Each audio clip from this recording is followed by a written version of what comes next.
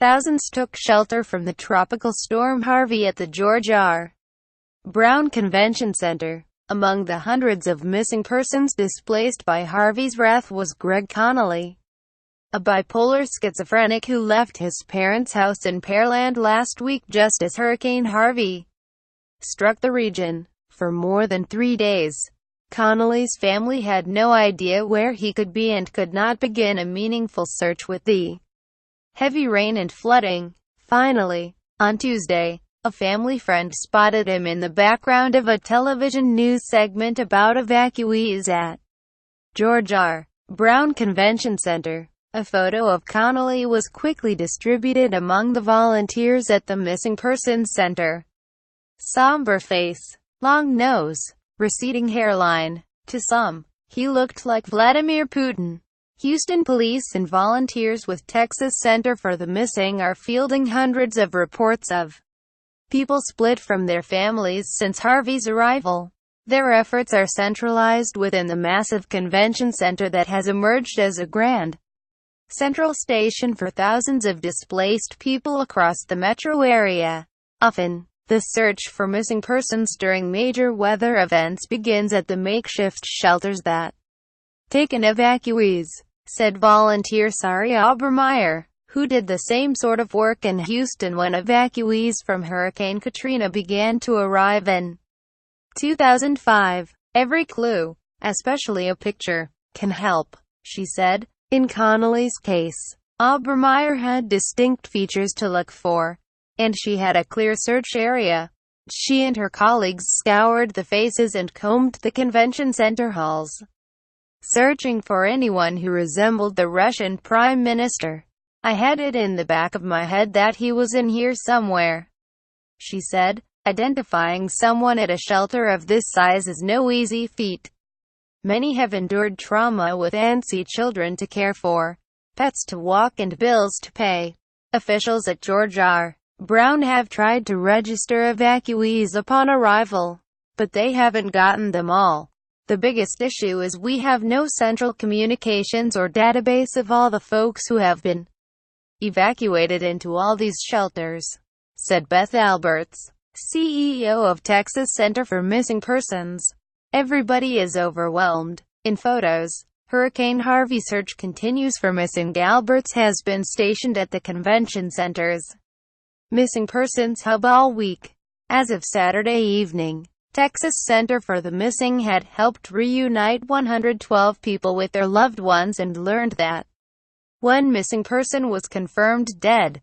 The search continues for 20 others, all adults. Meanwhile, the Houston Police Department's Missing Persons Unit collected an additional 45 missing persons reports within the city limits since August.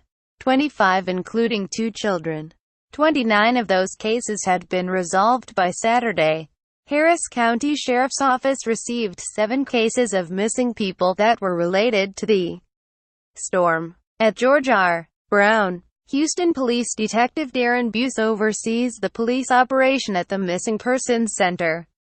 The sheer volume of people complicates these searches, requiring more time and manpower, he said. The space is so vast and the ebb and flow of humanity so unpredictable at the downtown convention center that family members who are found, including the elderly, children and anyone vulnerable, can become lost again. It's really easy for them to get lost and turned around, said Aubrey Lane, 36, another missing persons volunteer, who runs a cosmetics company. I was finding grandmas and grandpas all day yesterday. Probably 3 or 4 grandmas and grandpas. The volunteers tried using a bullhorn to call out the names of the missing in the halls full of cots, but they kept waking up people who were sleeping. People got agitated wondering what they were doing. Worst day of my life. Patsy Taylor, who has dementia, was rescued Monday evening by a U.S. Coast Guard helicopter from her home near North Shore and Greens Bayou. But she didn't have any ID and was separated from her 83-year-old husband, Channy Baines, who escaped separately by boat. Taylor's son and daughter-in-law who were stranded in San Miguel de Allende. Mexico, were in contact with Baines. But no one knew what happened to Taylor. A network of about 50 friends and strangers had been searching the convention center with a flyer showing a frail Patsy Taylor, a retired child advocate in Harris County Court. Seeing the time this huge group had dedicated, Obermeyer was certain Patsy Taylor wasn't there. She started checking hospitals and confirmed she was at Memorial Hermann. Obermeyer called the Taylors in Mexico with the good news. "Tuesday was the worst day of my life," said Kathy Taylor, Patsy Taylor's daughter-in-law. "But at the same time, it's one of the most uplifting days of my life because I saw what the power of many could do." Dozens of less dramatic separations happen each day that are also team efforts. For example, Mildred Lawless, who went to the bathroom barefoot in her pajamas at 1:30 a.m. Thursday and couldn't find her way back to her cot where she and her husband, Peter, were sleeping. Lane, the volunteer who runs cosmetics company, had Lawless sit down in the missing persons area while she and a police officer zigzagged through Haldi looking for a tall man with a partial beard and a blue coat. Finally, Lane saw a man sleeping next to an empty cot with a blue coat draped nearby. She woke him and asked if he was Peter Lawless. "It was a needle in a haystack," Lane said. "I got lucky. Can I come home?" And suddenly, there he was, the man who looked like Vladimir Putin. Obermeyer was headed out the door of the E-Hall, one of 4 high-ceilinged convention spaces packed with cots. Connelly was headed toward the food tables nearby. Obermeyer greeted him, and then led him to the triage center where he was seen by medics.